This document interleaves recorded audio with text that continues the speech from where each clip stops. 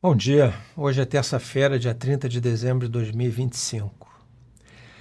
Enquanto você assiste esse vídeo, a guerra na Ucrânia continua em plano andamento.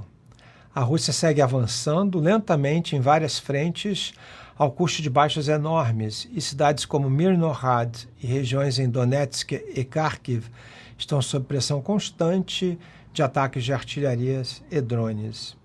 Ao mesmo tempo, líderes da OTAN e da União Europeia falam cada vez mais abertamente sobre a possibilidade real de um confronto direto com a Rússia nesses próximos anos, enquanto tentam negociar algum tipo de acordo de paz que não parece perto de se concretizar. Ou seja, não estamos falando de teoria acadêmica. A ordem internacional que os Estados Unidos construíram depois de 1991 está literalmente em chamas hoje na Ucrânia. E para entender como chegamos a esse ponto e por que é tão difícil sair dele, a gente precisa olhar para aquele período em que os Estados Unidos acharam que podiam mandar no mundo sozinhos, o momento unipolar. Em 91, com o colapso da União Soviética, os Estados Unidos viram-se como a única superpotência do planeta. Pela primeira vez na história moderna, uma única nação mandava no jogo sem rival à altura. Esse período de 1990 até mais ou menos 2017, 2020, é o que muita gente chama de momento unipolar americano. E a tese desse vídeo é muito simples. Esse momento não só foi desastroso para o resto do mundo, como foi profundamente prejudicial para os próprios Estados Unidos. A instabilidade geopolítica de hoje é consequência direta dessas escolhas. Com o fim da União Soviética em 1991, a Guerra Fria acaba. A Rússia entra em colapso econômico, a China ainda é uma economia em desenvolvimento e a Europa depende da proteção militar americana. Os Estados Unidos passam a ter a maior economia, a moeda da reserva mundial, a máquina militar mais poderosa e uma rede gigantesca de alianças. Em Washington, muitas pessoas compram a narrativa do fim da história, daquele Francis Fukuyama. Vencemos, acabou, agora o mundo é nossa zona de influência. Só que a história mostra uma coisa muito simples: nenhuma hegemonia é eterna. Primeiro ponto, a Rússia não desapareceu. Ela ficou pobre, ela foi humilhada, ela estava caótica nos anos 90, mas não perdeu seu cérebro científico e militar. Mesmo na década de colapso, Moscou continuou desenvolvendo mísseis balísticos, sistemas de defesa antiaérea e tecnologia militar sofisticada, preservando uma liderança muito forte nessa área. Segundo ponto, a China tinha 1 bilhão e 300 milhões de habitantes, uma massa de mão de obra gigantesca e uma liderança disposta a fazer reformas profundas. Nos anos 80, começam as reformas econômicas. Nos anos 90, a China vira a fábrica do mundo. Nos anos 2000, transforma-se numa potência econômica que rivaliza com os Estados Unidos em paridade de poder de compra. Enquanto isso, a elite da política externa americana age como se a Rússia estivesse acabada para sempre e a China fosse ficar eternamente subordinada. Era só uma questão de tempo até essas duas forças voltarem a pesar no tabuleiro geopolítico. E em vez de usar esse período de vantagem para construir uma ordem estável e cooperativa, os Estados Unidos mergulham em guerras sem fim. No Afeganistão, no Iraque, as guerras iniciadas depois do dia 11 de setembro de 2001 se estendem por 2 décadas, custam centenas de milhares de vidas diretas e indiretas e algo na faixa de 6 a 8 trilhões de dólares quando se incluem juros da dívida e gastos com veteranos de guerra nos Estados Unidos. O Afeganistão termina de volta ao Talibã no controle em 2021.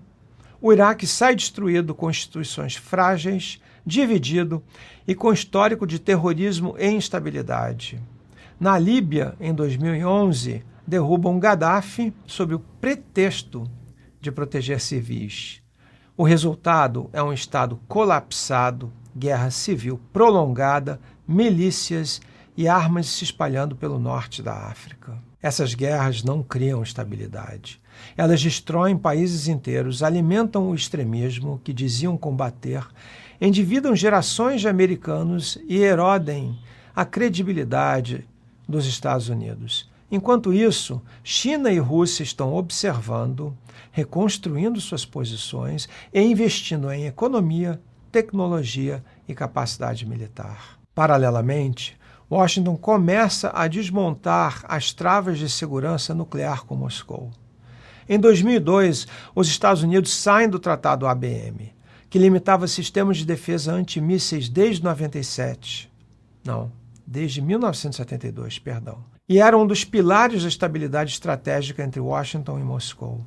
Mais tarde, o Tratado INF, que proibia mísseis de alcance intermediário baseados em terra, esse tratado é encerrado.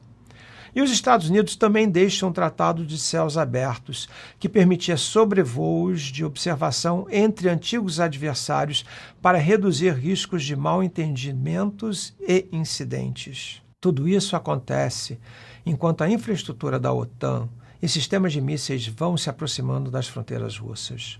Do ponto de vista de Moscou, a mensagem é clara: menos tratados, menos transparência, mais armas do outro lado.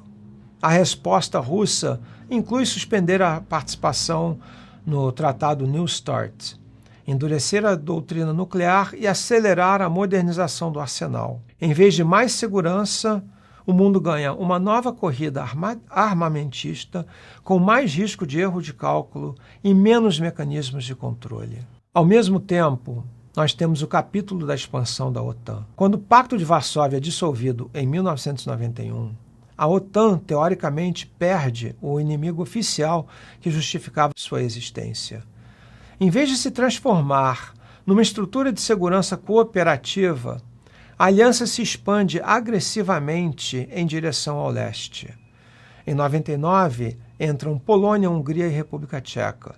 Em 2004, mais 7 países, incluindo Estônia, Letônia e Lituânia, ex-repúblicas soviéticas. Ao longo dos anos seguintes, novas ondas trazem outros membros, até chegar à Finlândia, com mais de 1.300 quilômetros de fronteira com a Rússia. No início dos anos 90, conversas reveladas e memórias de negociadores indicam que líderes ocidentais deram a entender a Gorbachev que a OTAN não avançaria nem uma polegada para o leste, embora isso nunca tenha virado um tratado formal. Na prática, a OTAN avançou. E em 2007 veio o aviso direto. Na Conferência de Segurança de Munique, Vladimir Putin fez um discurso em que chama o mundo unipolar de inaceitável, acusa os Estados Unidos de uso hipertrofiado da força e descreve a expansão da OTAN como uma provocação séria que destrói confiança e pergunta contra quem é dirigida essa expansão.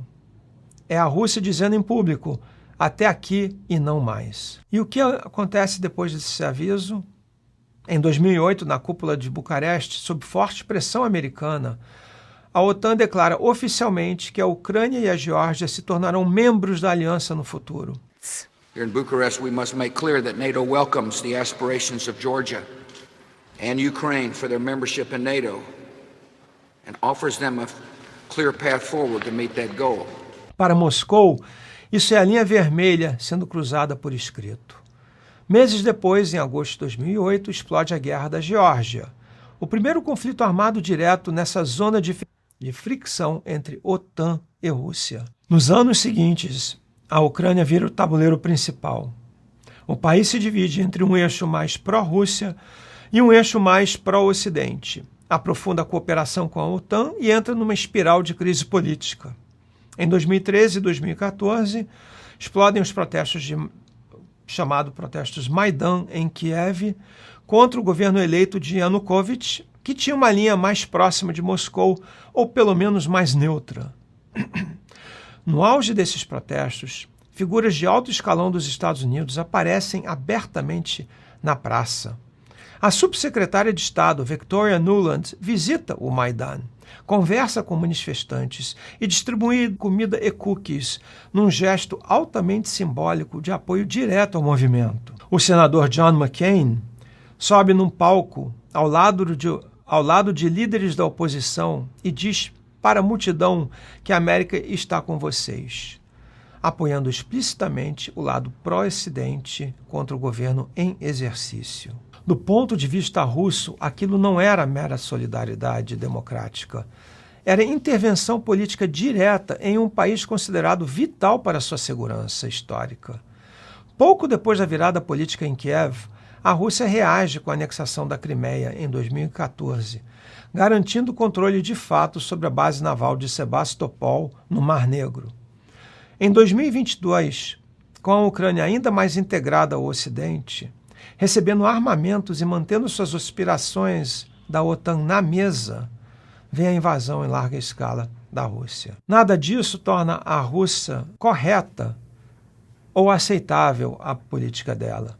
O ponto aqui não é justificar, é mostrar que isso não caiu do céu. Houve uma expansão da OTAN até o limite da tolerância russa. Houve desmonte de tratados de controle de armas. Houve apoio explícito de figuras como Nuland e McCain à mudança do regime em Kiev. Tudo isso foi lido em Moscou como um cerco estratégico ao país. E o mais irônico é que esse pacote de decisões não arruinou apenas a estabilidade dos outros. Ele volta contra o próprio Estados Unidos. Internamente, guerras que drenam trilhões, polarização política, desgaste social e descrédito em relação às elites que prometeram vitórias rápidas e entregaram atoleiros.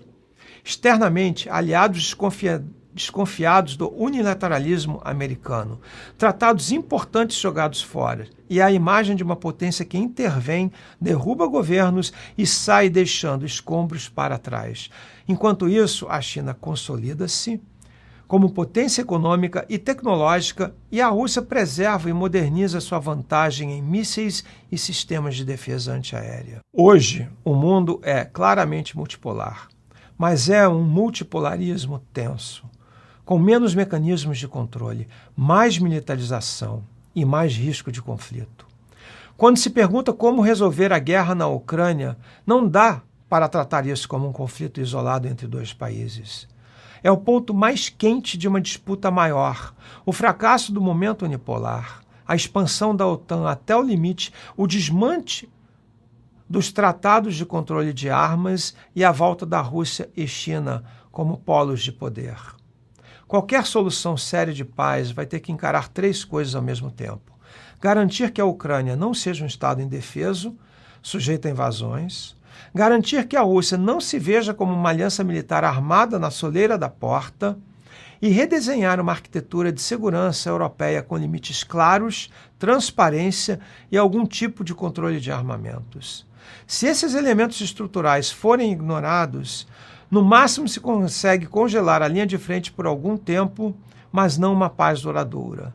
Esse congelamento, a Rússia já diz que é inaceitável e ela não vai permitir. O momento unipolar foi vendido como a auge da ordem liberal. Na prática, foi o período em que se plantou boa parte das sementes do caos que a gente está vivendo agora.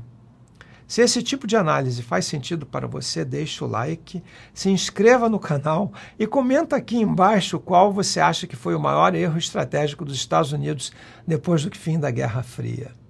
A gente se vê no próximo vídeo. Até logo, tchau.